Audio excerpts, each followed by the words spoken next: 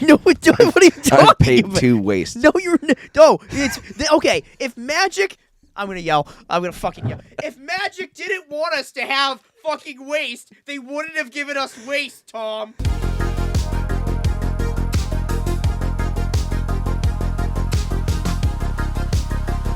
Are you guys talking about that magic shit? Ugh.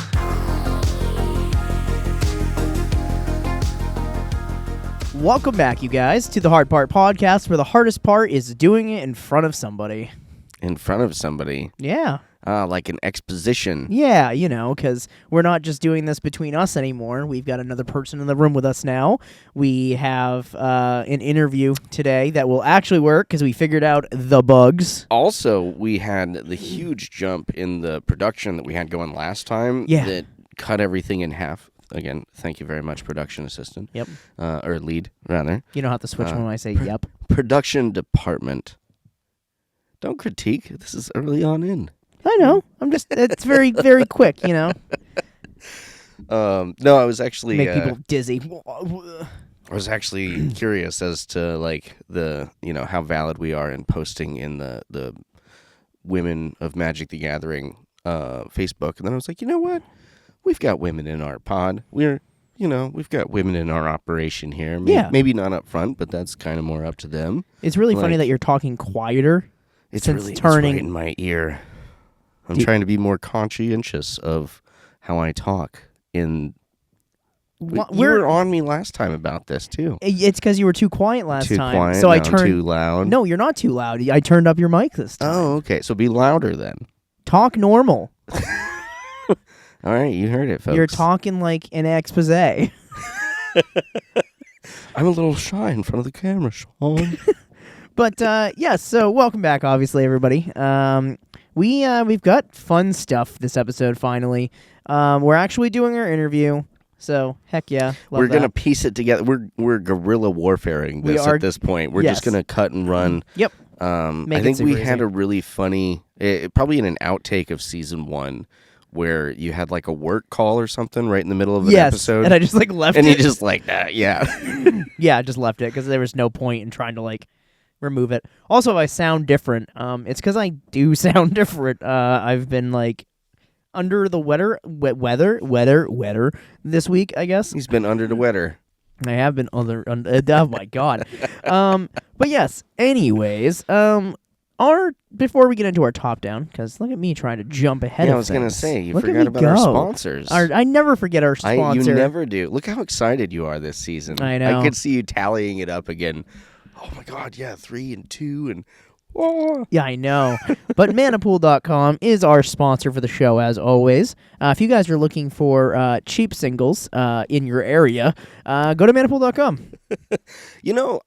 That's maybe a feature they should look at adding, is maybe a way that you could look at, just getting something within your state or locally. Yeah. That way, you're kind of getting your cards a little bit faster, potentially, instead of getting them across country. I know they do some optimizing with that, but... one thing that most people don't really do is make a Manapool account, okay? Mm-hmm. Because I don't know how many times I go to talk to people about it, and they're like, oh, I don't really have an account. I'm like, it's super easy to make. Not only that, but you don't necessarily have to sell them. Yep. But that's also just a button away. So that is very true. Becoming a buyer is very easy. You just sign up with your email, and then bam, you're in there. And if you want to start a seller account, you just turn on the seller option. It's very simple, very straightforward. They also have some very beautifully collaborated or generated names when you first start. Yeah. I still have my original one. I'll let you know if you can see if you can find it somewhere. I think you ran into it one time. I think I did, because I was like, who the hell is this? What is this name? They do some really funny names, and they're usually magic related, which is kind of cool, because it's Manapool, you know? The pool of mana. But yes, we still have a couple of codes available for anybody who wants to start a new account. We'll put the link, obviously, in this video. If you see it on Patreon first, it's there, as always. If you're from YouTube, hello. Welcome. Yeah, well, it's somewhere in there, I'm sure. Somewhere in there. And then, obviously, ShippingShield, who has added something to their repertoire that you can now purchase. You send me a lot of crap throughout the day, Sean. Okay? We were just literally discussing how it's hard to find a message that I sent you because of all the junk that we send back and forth. Yeah. But that was one. The moment that you sent it to me, I saw ShippingShield. I was interested. I clicked on it, and before it even loaded the thumbnail, and then it loaded it, and it started to load the page, and I'm like, oh, you can now those get are sick. custom envelopes from ShippingShield. I know for us it's really nice because we currently order through Staples. It's like $24 for 500 of them. We can get these done for $8 for 500 envelopes. And I hate sounding like the old guy, but like I can't go in the store and use my account. But if I order it with my account online, I can't go into the store and pick it up. Yes, like they even told me when I contacted their customer service, they're like, "Yeah, you can ship it to the store if it says it. Nothing I order says I can ship it to the store." Oh, well then I guess it's not available in store. Why not? It's your company. No, that's the thing is like they've been in store. Like I understand they've got to like hold a certain amount so they have inventory for walk-in customers. Yeah. But if I order 40% more, if I order a ream of paper and a couple boxes of envelopes, don't tell me that you don't have excess of that at Staples. Yep, exactly. Okay? They don't even have Staples. But yeah, ShippingShield has now added number 10 envelopes to their repertoire, which is the normal things that a lot of our sellers ship out. It's got the little window and everything, so we still have our stuff.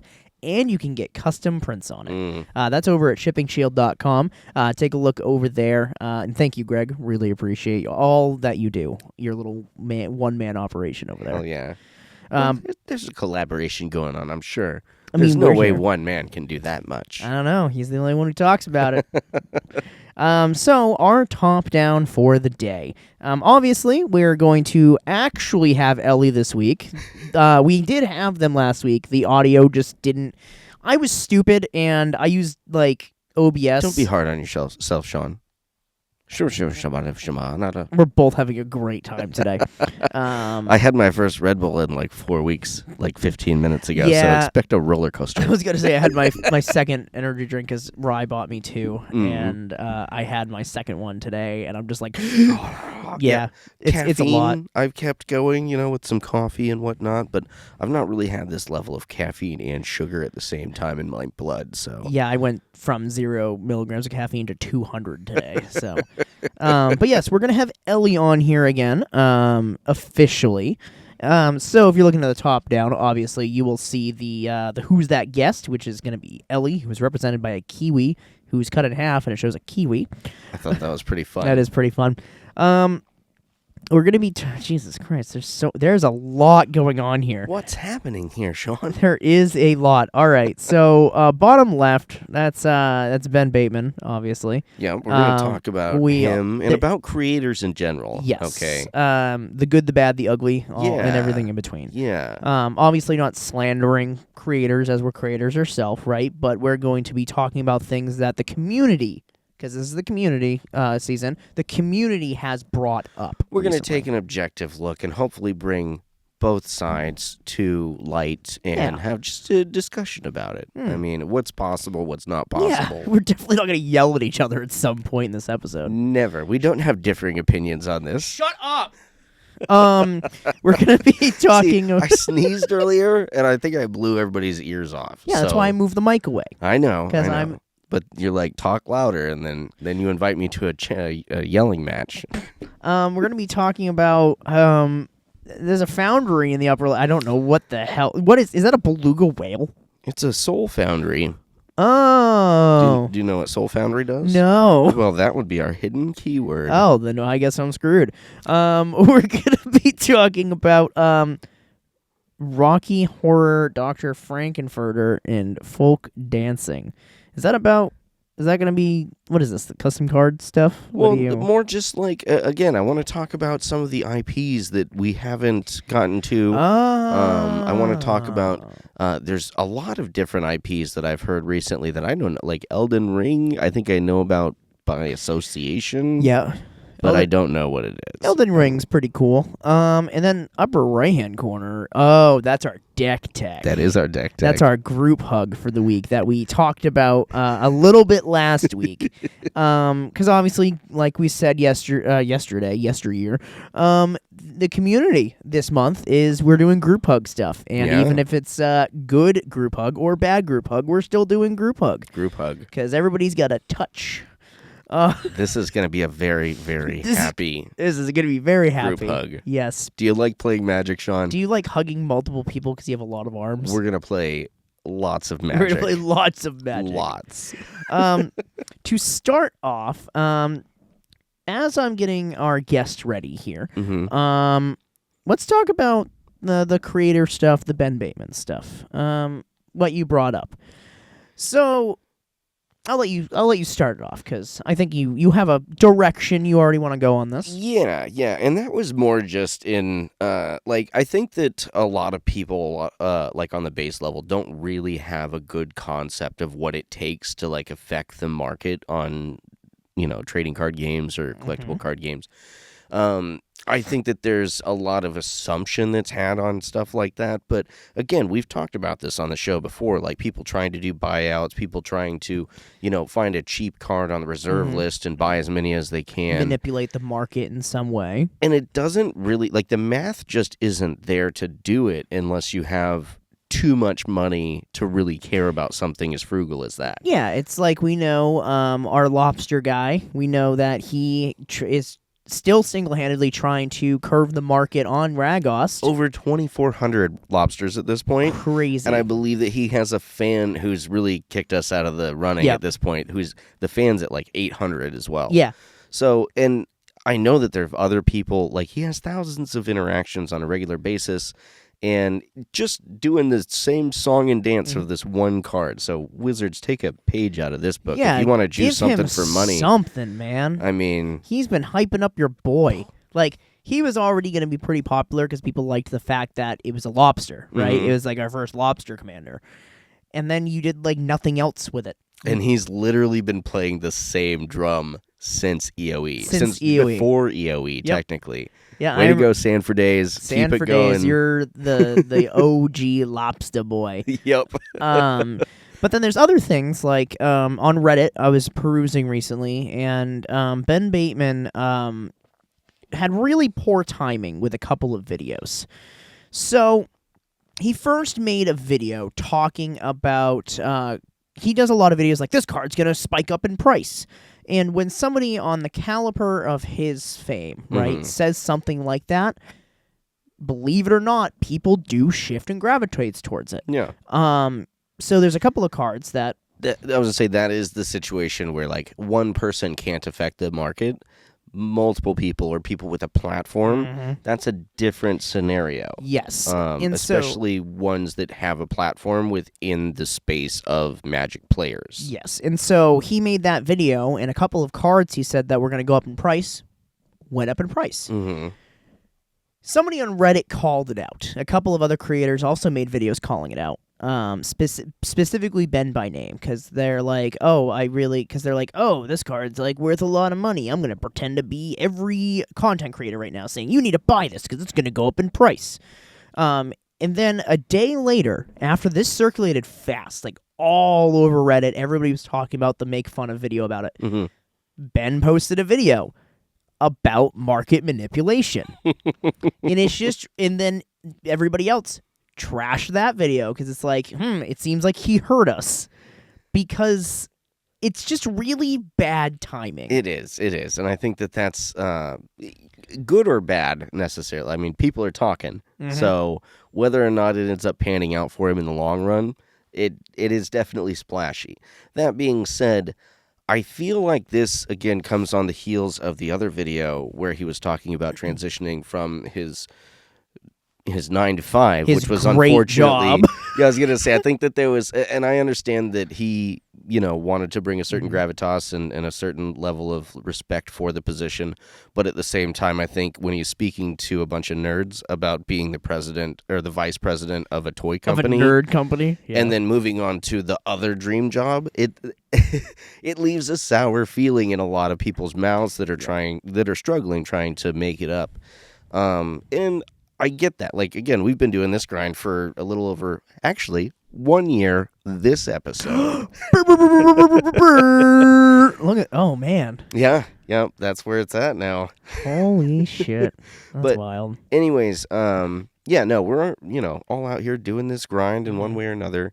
And he kind of comes out and he's trying to be genuine, but at the same time, it comes from an ivory tower standpoint. Yeah, it's like you're already popular in this space, and now that you're going to be able to devote your entire time to it, we're only going to see you. And part of what I really wanted to talk about, especially with Ben Bateman, is this isn't even necessarily what he wants to do. No. Like, I believe that he's got a very, very...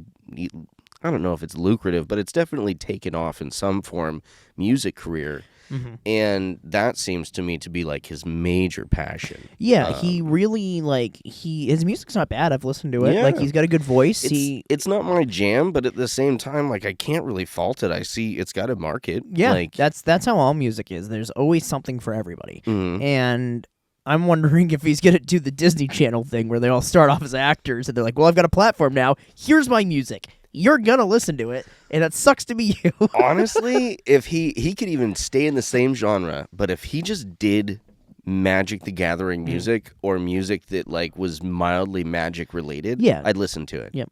Like songs about Duretti or something. Yeah. Or like, I don't know. Duretti, you got my confetti.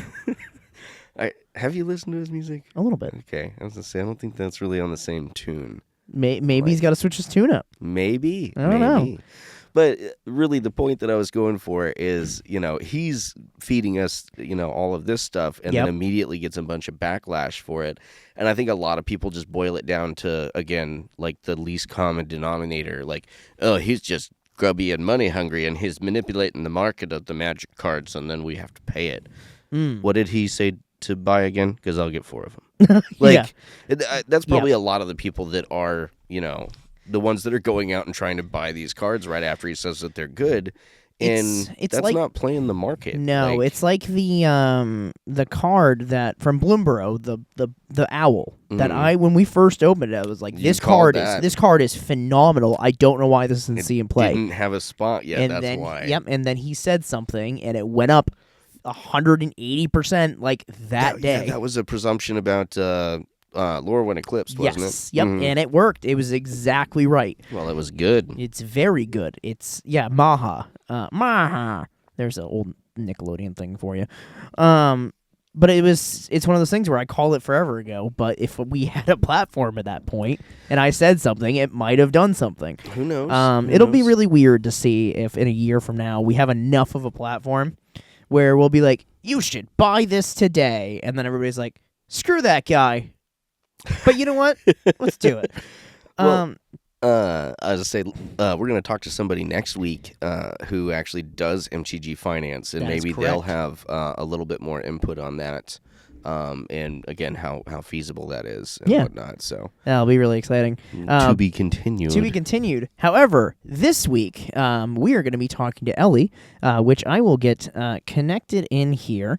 Let me make sure that they are here. Ellie, are you able to hear us? Yes. Hello. Look at that, everybody. We have voice. It's Excellent. up to.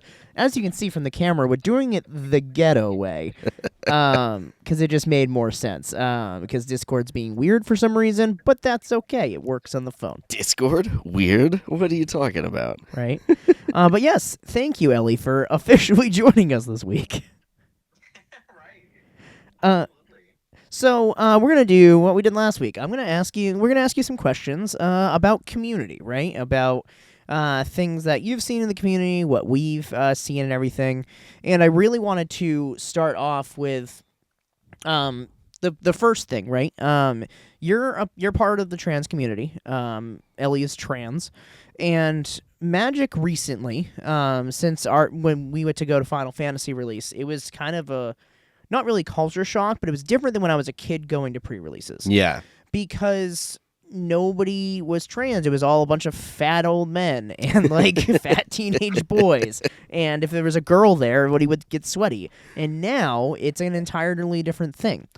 So I wanted to ask you, how has Magic affected engagement with your community, with the trans community? Honestly, I think it's opened up some avenues of, like, just like borderline communication, just breaking that ice is like a first off thing. But I think additionally, like, it gets really difficult to find things to do that don't revolve around like just drinking or just going out to an event that is like, music or like some thing you watch. Yeah. So it's really nice to be able to have that like that really in-depth conversation with somebody about the topic and like activity you're actually doing. Nice. No, I really like that. It's a good point because like Magic the Gathering is the gathering, right? It doesn't really matter who we are, where we come from. It's the fact that we're all playing. As long as you tap your lands at a 90-degree angle. That's true. Looking at you. I actually did hear somebody say that it's called Magic, but it is called The Gathering. Yes. Exactly. Like without that, it wouldn't be the thing it is now. Tom, if you wanted to ask the next question, I can kind of reach this over here so you can. Yell I was going to let you. You're just going to let me ask the questions? Yeah, go for it. Nice. So we all come from different places on learning, right? I learned how to play Magic the guerrilla way from my mom, right? I kind of learned a little bit from that. That's rude to your mom. No, like guerrilla warfare, like that kind of guerrilla, not School of Hard Knocks, not Okay. So, but like, how was your experience learning to play? Was it kind of like, oh, I had a good teacher, or oh, I had a teacher? Ooh, oh, that's a good question. So I proverbially grew up in the trenches of Magic. I dealt with some of the most salty aspects of PvP, like community gameplay that exists. Nice. And I actually found out I was kind of brought up on a very minute and interesting part of the Magic community, and that's those who think that they can just change the way the game works when they're playing a one-on-one duel so that it benefits them, as if no one's ever going to find out. Yep, I have definitely played with people like that, where they think they just know everything. They just train a sparring partner, basically. Yeah, where they're like, I'm gonna just like rock your face. See, that's like old school Magic though. Like that is kind of a big thing. Like when I was younger, how drafts worked for me. Tom gets so mad at this. So God. Drafts used to be you would here in Maine, everybody would draft the cards, right? And at the end, everybody would put all of their rares in the middle on the table, and you would draft it based upon how you won and like what you won and what place. So if you were bad, you never got anything good, and if you were good, you only got everything good. So I stopped drafting because I was terrible. So I was literally just throwing out money every week just to get a couple of penny commons, and it wouldn't matter. Yeah, valid. Yeah, so for me, that was kind of rough. What's one thing that you can think of that the growing Magic community could use more of, whether it's a keyword, whether it's events? What do you think? Oh, I actually have two very interesting things on this. One, I will say better and more frequent Rule Zero conversations, as well as like respecting those conversations better. I, in my own current player growth, am finding that I have a difficulty actually judging my deck power and ability. Oh, do you? Eldrazi can do that. Yeah, Ulek isn't that bad. We leave Ulek on the field for a turn, and we're like, well, that was a fucking problem. Hey, to be fair, it's still a bracket 3. It's stupid. It's thematic. Yeah. So Thematic. I want to see a return of 4-color commanders. Yes. We haven't flesh that out a little better. We haven't seen. Yeah, that's actually a very good point, because realistically, you've got like Atraxa, and then you have a couple of other ones. You have the 2-guy commander Greek people. I don't remember. I don't remember their name. Yeah, that one almost forces you into group hug though. Yes, like there's not really. That's exactly what it's made for. And it's fine. I mean, it does kind of encompass those colors, but at the same time, it doesn't really make a lot of sense. You're just playing that strategy. Whereas there are different things you can do with Atraxa. Yeah, you can actually kind of do stuff with Atraxa. Sort of. Sort of. So the last question, right? Universes Beyond. It's a 2-parter. Universes Beyond. Yes or no? What do you think about it? So, I think Universes Beyond as a like base concept of bringing in outside things that aren't in the like exact lore of the universes of Magic. I think that's a great idea. However, I do think that it is a slippery slope. I think because it is just a purchasing platform for IPs. That we can really really quickly start seeing things like Minecraft Dungeons release the new Universes Beyond. We can only hope. Fortnite. Yeah. And we've already had a Fortnite Secret Lair. Yeah. And basically, Magic is just Fortnite now, but in a card style. I mean, it's technically better than Fortnite. It has way more IPs. That's so true. Agreed. But like personally, I think if we're going to have some insane Universes Beyond stuff, then we need to start experimenting with like mechanics and things that don't fit in the current like ecosystem of Magic. Yeah, that's no 100%. Because like for me, I obviously from the channel that you guys have heard, I didn't like Universes Beyond at first.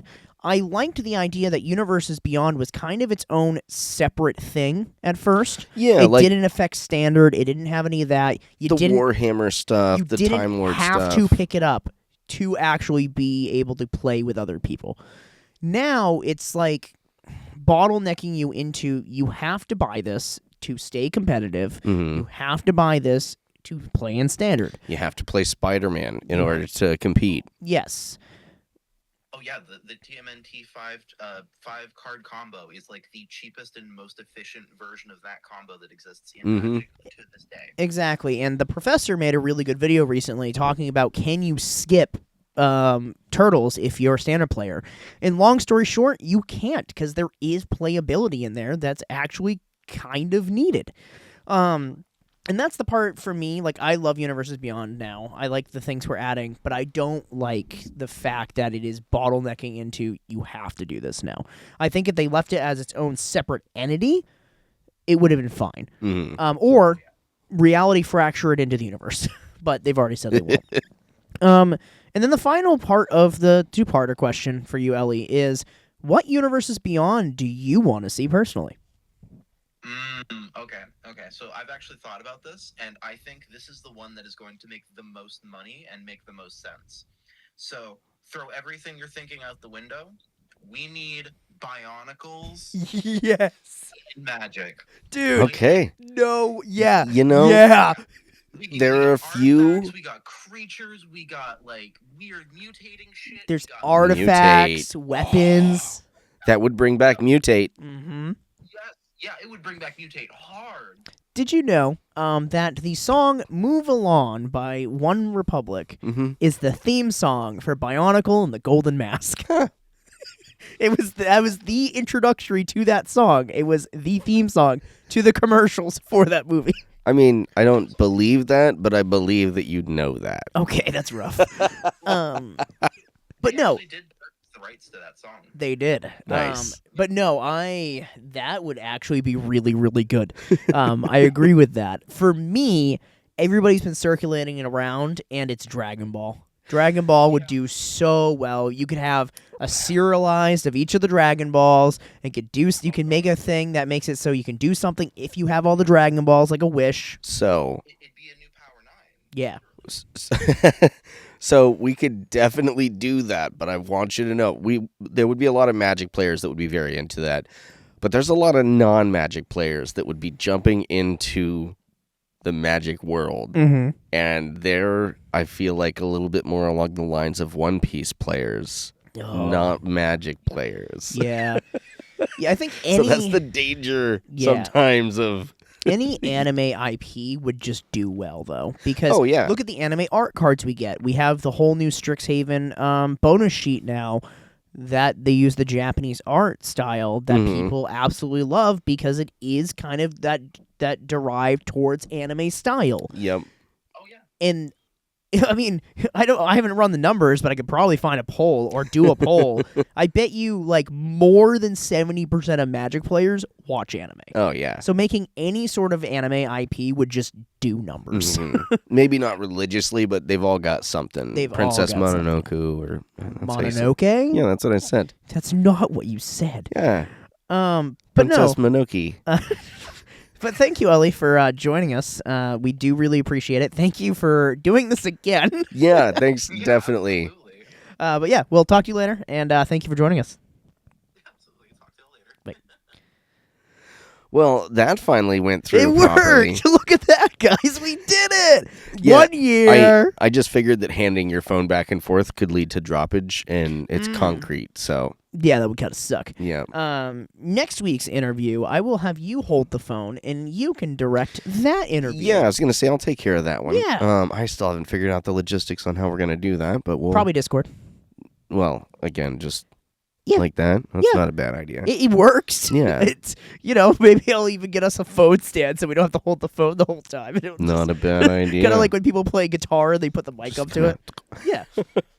So we'll Ben Bateman. Ben Bateman. So we'll move on now to our keyword of the day, which I don't know what it is. It just looked like a bunch of beluga whales. Really? So I suppose that the keyword did not imprint on you very well. But all right, Jake. What? Jake? Jacob? Twilight.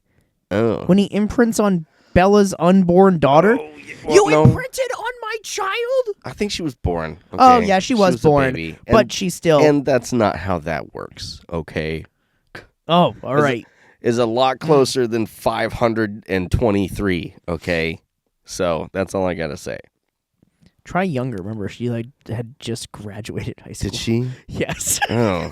I thought they were like... No. This was all in high school. No. I was talking about Demon Hunter. She's like 23, right? The Huntrix girl. Yeah. I was still on Twilight. Where are you going? Just, I don't know. Caffeine, Sean. Anyway, imprint is our keyword of the day, which I actually don't know a ton about. Do you have any idea where it's from? Mirrodin, I'm guessing. It is from Mirrodin. That's such a Mirrodin sounding thing. They were just like, what damage can we do to the game long term in one set? Yeah, let's add affinity. Let's add a ton of artifacts. Let's add imprint. Let's add infect in a different Mirrodin set.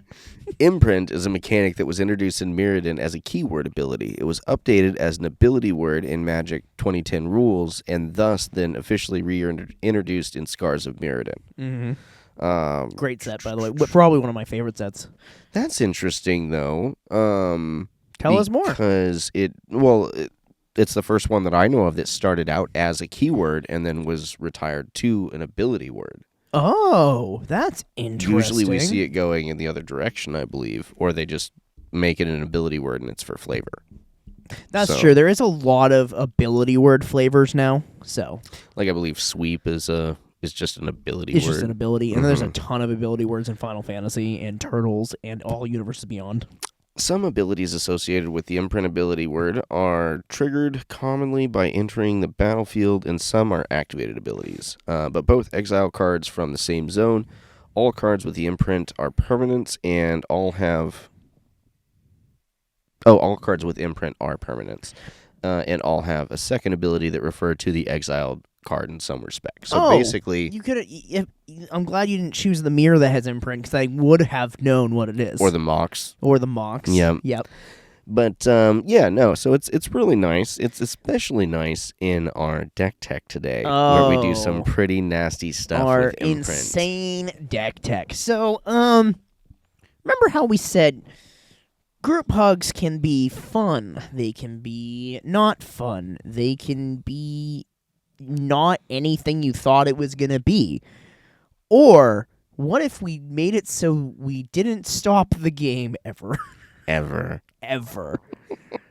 A test of endurance, if you will.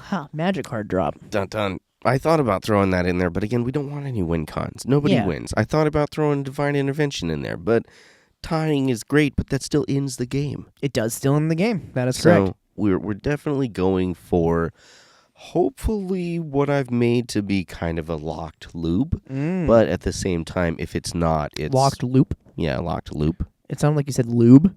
A locked lube. Oh. Yeah, it's a locked-in lube. Got pressurized. it. That makes no sense mentally. Pressurized lube cylinder.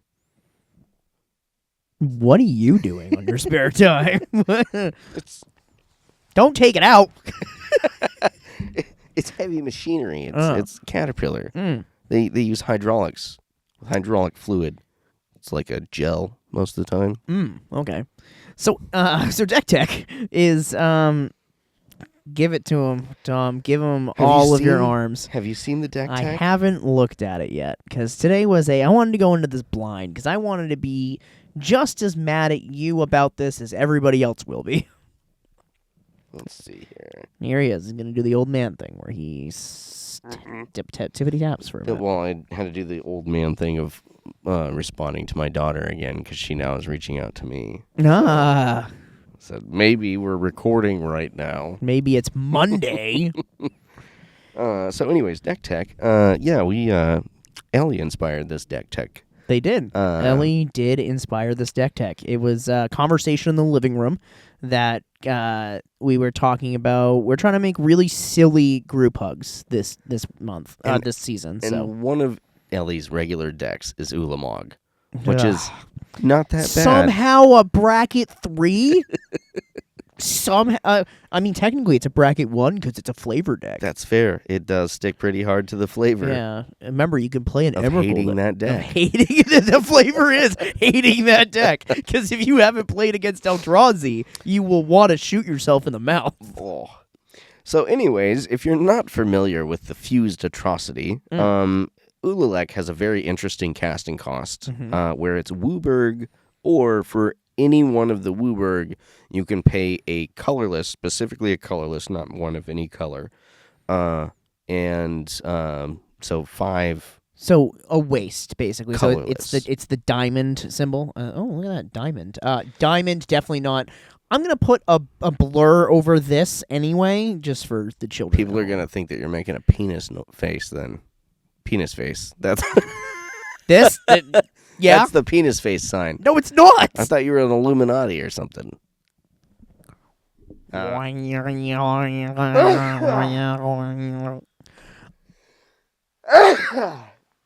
I'm allergic to secret societies. Okay. Anyhow, Ulalek. I'm allergic to secret societies. All right, RFK. The birds work for the bourgeoisie. I really do need to sit down and listen to him. I keep saying that, and then I'll find 5 minutes where I'm like, oh, I could do some research on that character thing, and then I'm like, do I really want to listen to 5 minutes of this guy? No, you don't. I don't. Not even for material.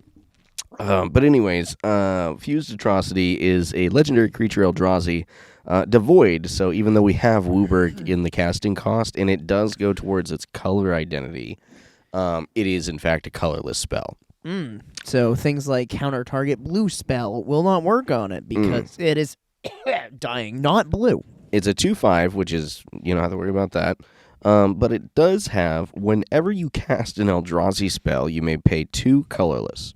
If you do... Colorless or waste? Yeah. Waste. Okay. Because that does actually matter, because you can't just pay 2 of any color. You have to use But colorless implies the waste.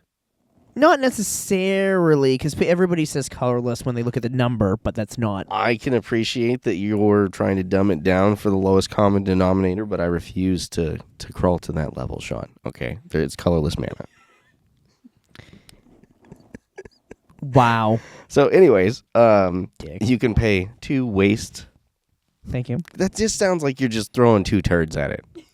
No, what are you talking I've paid about? 2 waste. No, it's okay. If Magic, I'm gonna yell. I'm gonna fucking yell. If Magic didn't want us to have fucking waste, they wouldn't have given us waste, Tom. So I'm waiting for the secret layer waste, where it's just a bunch of different wastes, and they're just poop emojis on the mana symbol. Or it's just like waste baskets, like trash cans. That would work not nearly as funny, but people like poop emojis and poop blankets and poop hats and poop slippers. Yeah, it's hilarious. Have you talked to a monkey recently? A monkey? What the fuck's a monkey? It's a new creature type in... Don't say that too loud. They'll steal it from us. The Pinkertons will come and be like, how'd you know about our... How do you know about the monkeys? How do you know about the monkeys? From Reality Fracture. Give us the monkeys! Dominant creature type.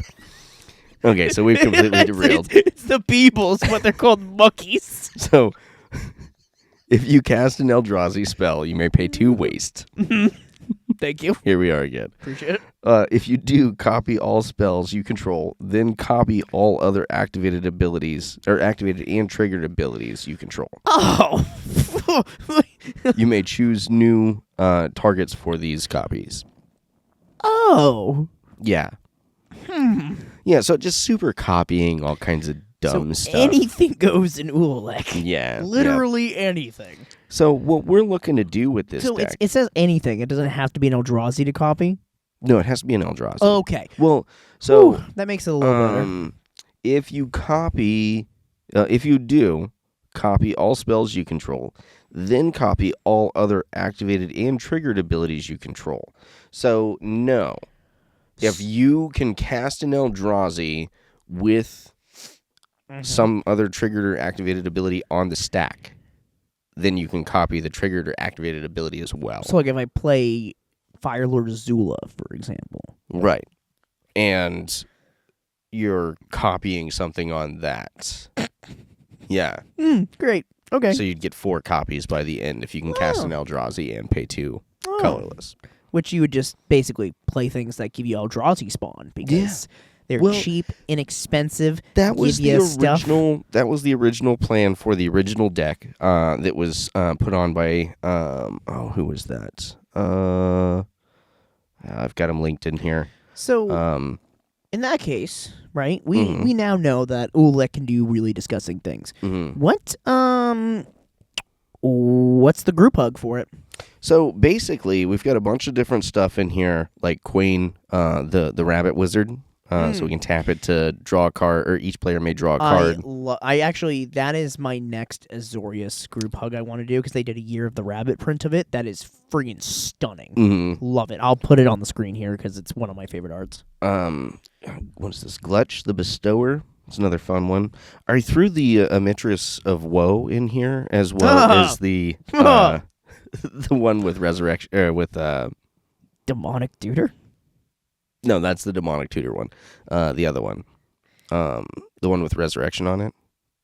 Or Reanimate. It's it's the ogre guy, I think he is. Troll Warlock. Yeah. That, because he's disgusting. We've got Yasharn, the Implacable Earth. Implacable. Anyways. You should try that 2 more times. 2 more times. Yep, try it 2 more times. Implacable.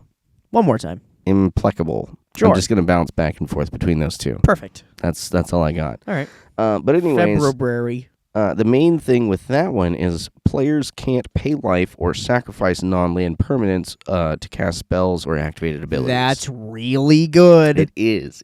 That's really, really good. Because early on, we're looking to play Platinum Angel and then sack it or destroy it with Fractured Ego to give everybody else one, because we don't want anybody to back out early. Yes, it's can't always win.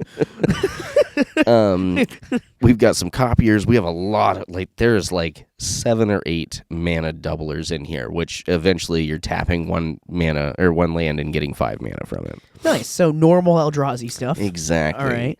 We've got a Scholar of Ages, so we can pull back some key spells here and there. A couple more Eldrazi to fill out the ranks. So with this, right, you said you're going to copy Platinum Angel, which if you don't know what Platinum Angel does, it literally says you can't win the game and your opponents can't lose the game. So it puts the game at a stalemate until it's gone. No, you can't lose the game and your opponents can't win the game. Okay, other way around. However, so does that mean the group hug of this is just make as many copies of that as possible so all of us can have it? Or what are we giving people? That's what we're doing for right now. The end goal is to eventually cast a what is it? Not Hive Mind. Hive Mind is a good one. Great card. That's Scars of Mirrodin. We're looking for. Is that the Hive Mind? Is the artifact? No, I'm thinking of there is a mythic artifact from Scars of Mirrodin that I'm gonna look it up. You continue your thing, because this is gonna bug no, shit out. mine's from M13. Eye of the Storm is the one that we're looking for here. And whenever a player plays an instant or sorcery card, remove it from the game, then that player copies each instant or sorcery card removed from the game with Eye of the Storm for each copy. That player may play the copy without paying his mana cost. Oh, so everybody can just do whatever the fuck they want. So the goal is to cast that, and then immediately after you cast that, you're going to cast Everybody Lives. Uh-huh. Which for one color, or one of any color, and a white, you get an instant that says all creatures gain hexproof and indestructible until the end of turn. Players gain hexproof until the end of turn, and players can't lose life this turn. Players can't lose the game or win the game this turn. The card I was thinking of was Mindslaver, which would also be really funny to give everybody, because then everybody just controls everybody's next turn. just hand out control to everybody. Yeah, so everybody just controls everybody's turn. So you just swap decks, basically. I mean, you could throw Worst Fears in here and then cast that. That's true. With Eye of the Storm. So basically, once you cast Eye of the Storm and then you cast Everybody Lives, any time that anyone casts a spell for the rest of the game, they're going to lock the nobody can win or lose that turn. Can't always win, everybody. Now, there are ways to break it so you can blow it up or whatnot, but there's a slew of other artifacts. It's basically, you're looking for like 8 to 12 cards that'll lock you in so that nobody can do anything other than keep playing Magic. So, yeah, and that's the point of the community, is to keep playing Magic. And what better way to keep playing Magic than make it so the game can never end? But yeah, no, we've got all kinds of stuff. Snap, Have you ever been on a roller coaster you've been stuck on and the fun never ends until you're dead?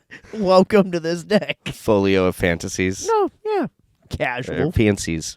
Folio of Fantasies is a very different card. And it's in the book underneath Tom's desk. It's a folio. I told you not to go into that one. It was sticky. That should have deterred you more. That's weirder than my soup binder. You just open up a binder and it's just got the top loaders. It's just fucking just soup. Different soups. It's just soup. So the reason why we ended up with Imprint in here is because Pantropic Mirror is one of the cards that we have, which allows you to imprint a spell onto it, and then at the beginning of your upkeep, you may cast a copy of the imprinted instant or sorcery card and play it without paying its mana cost. So do you also find a way to give that to everybody so everybody can also just cast a spell for free every turn? So technically, there's a certain point in here where you get to copy everything, because every spell is essentially an Eldrazi spell. So you can copy everything and then, create copies of those copies. Everybody gets a Pantropic Mirror. Everybody can get their own Ulalek if you want to. Yay! Mirror, mirror on the wall. Why do we all have the same fucking thing? But yeah, no, it's really kind of off the wall. It is not designed to win, ever. It's like the Oops All Counterspells deck. It is. Well, at least Oops All Counterspells will eventually get you there. This literally just will prolong the game. Now, the question I have is, how much is this deck? Honestly, you want to know something wild about this? I took the Darksteel Forge out because the Darksteel Forge was $36. Woof. Yeah.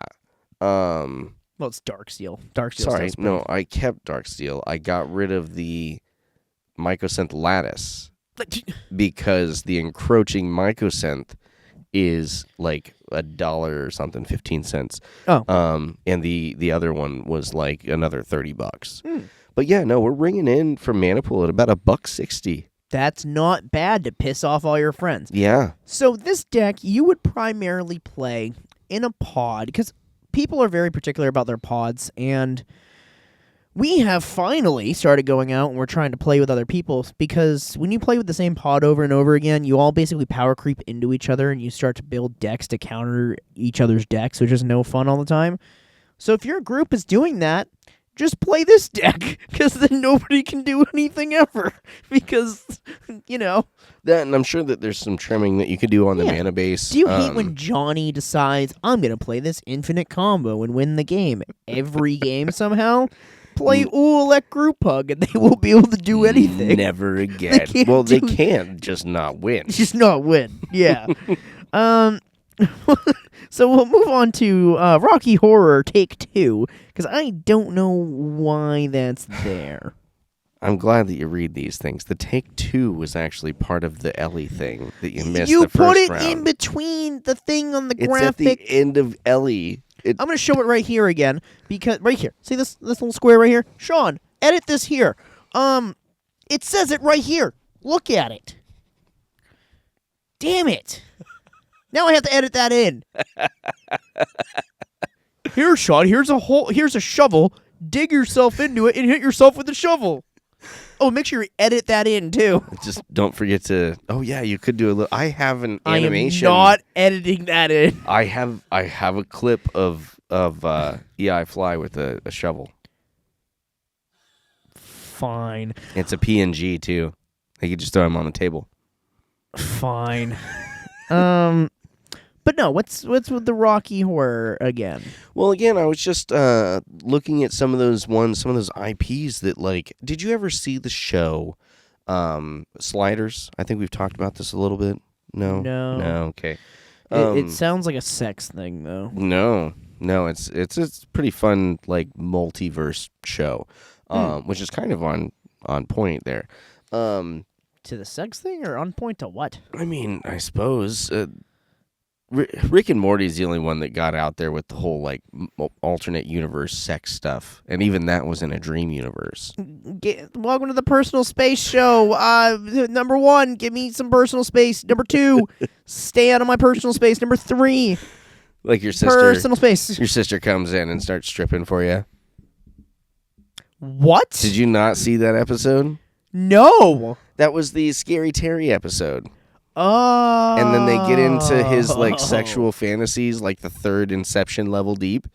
And then it was Summer comes up and like just like pops her boobs out in front of Morty, and he's like, ah. I'm gonna jump into that terror hole in the bathroom now. That's scary that you have that. That's also in Rick and Morty. Oh yeah, it's that's right. It's when they. I thought you were saying that you had one. No, up there. it's the fear hole. That's fair. You conquer the fear hole when you get to take your picture, put it up on the fear hole wall. Except you can get stuck in there. Yeah, except because then they didn't know if they were out of the fear hole or not. Yeah. Another great IP that could work is Rick and Morty. That is a great. That would sell so fast. Guess who's already done stuff for Rick and Morty? Dungeons and Dragons, Witches, Wizards of the Coast. They did, in fact. They already have had the IP in their grubby little hands. Mm-hmm. Not grubby little hands, sorry, Wizards. Hasbro had it in their grubby little hands. He doesn't realize that there's a lot of one and the same with that when it comes to marketing. But no, that like Rick and Morty would work. We've already got that. Dude, the ray gun would be a dope-ass artifact. That would be pretty dope. Be pretty funny. You like it makes you planeswalk. Bring back the planar chaos shit. Not the planar chaos, the fucking planescape. We could do a planescape like in standard with Rick and Morty. Yeah. That'd be pretty dope. That'd be look at that. Hire us, Wizards of the Coast. Don't hire us. Just hire me. Hire Sean. Please get me out of my job. Provide me with modest accommodations for. You almost said monastery. Provide me with my own monastery. Oh yeah. A Dudist monastery. I would run a Dudist monastery and card shop. And record store. I think the record store has to be in there. Oh, if you're a Dudist priest, you have to have a record store. We only sell vinyls.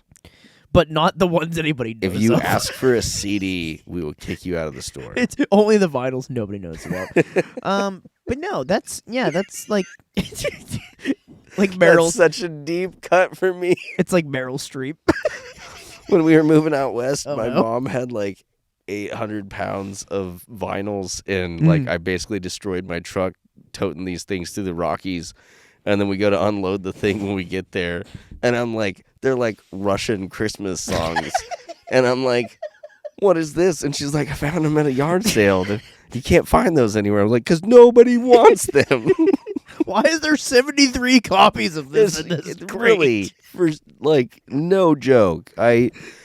I'll have to show you my Doom box of Wii games over there that I got from a GameStop closing, and it's like 50 of the same shitty fucking MLB games. It's really funny that you say that, because she's actually the reason why I found out that the Wii is not supported anymore since like 2017. Yeah. Like not even the browser anymore will work. Yeah. So anyway, back to the IPs that would work. No, I agree. Wii Sports. Wii Sports. Universes Beyond. That's probably more of a yeah. secret layer. Nintendo also won't give their IP out for sure. Yeah, we got Bowser. You want to talk crap about Hasbro? We got Bowser and Hasbro. We do have Bowser now. For those of you who don't know, the old chief executive officer of Nintendo America was Doug Bowser. That's his real legal name, Doug Bowser. No relation. And now he works for Hasbro. So Bowser works for Hasbro, which in all honesty, if you think about it, kind of makes sense. He is the King Koopa of Hasbro. I mean, it comes together just the way it needs to. Yeah. It's not Chris Cox.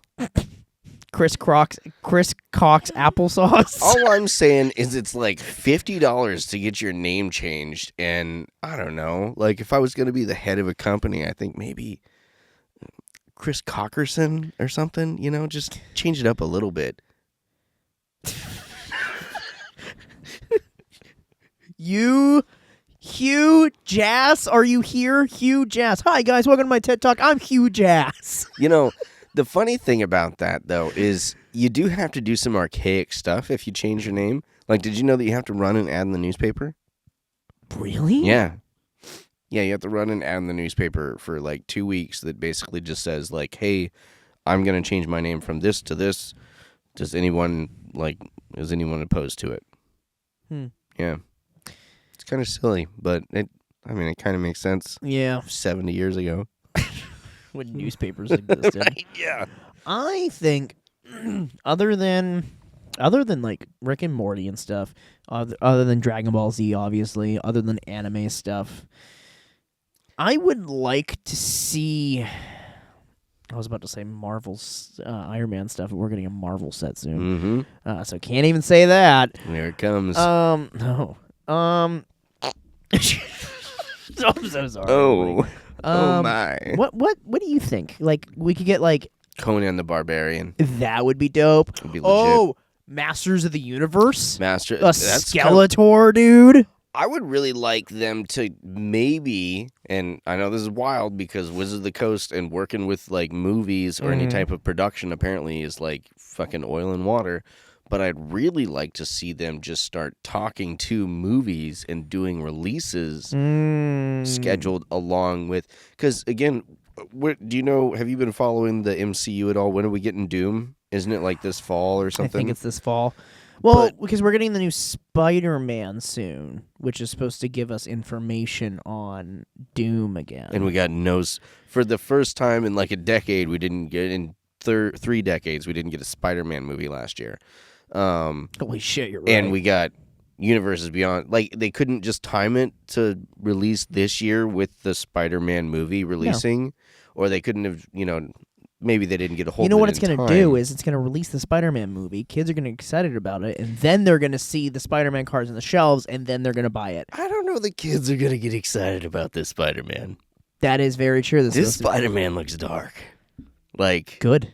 Oh no, it's some area that Tom Holland needs to get to, especially with the way that the arc was going so far. It's the natural conclusion. But yeah, if you're taking your 8-year-old brother out to go see a Spider-Man movie, this is probably not it. I could be wrong. I've only seen a couple of previews, but we should have a sausage party secret lair. Wasn't a huge fan of that movie, but at the same time, I did kind of love how it came to be. I think my favorite thing about that movie was going to the opening of it, watching a mother walk in with her 3 children, thinking it was a freaking kids movie, and the freaking food orgy happens right at the fucking beginning. Just don't say anything. Don't say anything. Ride it out. The more you react, the more they're going to end up taking it to heart. It was so insane. But, no, there's some good opportunities for IPs out there. We obviously have... Again, I was thinking ones that, weren't going to get looked at very much. Power Rangers? Power Rangers. Power Rangers is very open to doing stuff with their IP. Not only that, but somebody, I forget who, but somebody just bought all the rights to it. Yeah, we already have one Nickelodeon thing now, so that also opens up the huge door for Nickelodeon things. That one would be It was a secret layer, but it still was an IP added in. Secret layers are kind of the best place to put IPs. Look, what if they did a Nickelodeon lineup? Bro, like Hey Arnold? Yeah. No. I mean, like the Saturday morning lineup. You get Hey Arnold, Courage the Cowardly Dog. That was Cartoon Network. Oh, yeah, that was Cartoon Network. But that would still be friggin' great. Courage the Cowardly Dog as a card. Do a Cartoon Network lineup. Courage, what's his name? Dexter's Lab, Powerpuff Girls, Cow and Chicken. Powerpuff Girls would go so hard. Right? Yeah. You can have each one of them as a separate commander, or you can have like a trio commander. So, and again, I think this is part of why it needs to be out of standard, is because there's just too many legendaries. Yeah. I think that's great, especially for Commander, because it's one of those formats where it's kind of getting figured out at this point. I feel like you just sent me a thing earlier about competitive, like actual competitive, like Pro Tour CEDH. Yeah, which is really I have strange. No idea how that's gonna work. It's gonna come down to a ban list, and ultimately, I think they're gonna have to limit table talk. That's the only thing I can think of that just doesn't if you remove politicking from EDH, it does just become competitive at that point. Yeah, you are not giving information. Mm-hmm. It's just standard, but with extra steps and more really, Rick and Morty references. Well, and especially when it comes to stuff like that, like you take away table talk, and the games are gonna go by really fast, unbelievably fast. I think it would also shift the way that the win percentages come down for the first seat. Mm-hmm. I think we'll see that shift to either the second or third seat pretty quick, because it's going to come down to who has priority and who goes for that win first. True. So no, I agree with that, and it'll be interesting to see where it goes. I'm interested to see where Universes Beyond goes, and Mm-hmm. I'm excited to see where this next year goes. Magic, yeah, we got a whole nother year going forward. Yeah. We're again, this is 50. This would be 55 episodes. Yep. Then 54 weeks in a year. Well, yeah, but if we've been doing it for a year today, oh yeah, then this would be the 55th episode. 55th I believe episode. if we do our numbers correctly. Yeah, we're both bad at math. That's why neither of us are blockers. Because math is for blockers. Oh, you're attacking with 52 creatures, and I have 50 creatures. I'm good. I'm just taking. I'm just taking it. It's funny. The amount of damage I just take because I don't want to do the math is so unreal. I don't want to lose these things, and I don't want to do that math. How much are you dealing? 42? I'll take it. Fog. Yeah. Moment's peace. Anything that makes you pissed. Turbo fog. That's a really shitty deck archetype. It's so fun. It's so I've seen annoying. that in a CEDH variant, and it is just as bad as Oops All Counterspells. But I do want to say, I'm pretty sure we're in an hour. Are we? I think so. Okay, yeah. So I want to. That was everything. Yeah. Nice. Way to go. We did it. Good 1 year episode. I think I'm going to start doing that. If we miss something in one episode, because we usually do, I'm just going to over to the next episode. That's a good idea. And then, we can try and get it. If we don't get it on the second run, it's not meant to be. Mm-hmm. Want to thank again our sponsor for the show, Manapool.com. All of them over there working really hard to bring a great marketplace experience to us as sellers and to you as buyers. Please check them out as often as possible. They're always making upgrades. They're always doing cool things.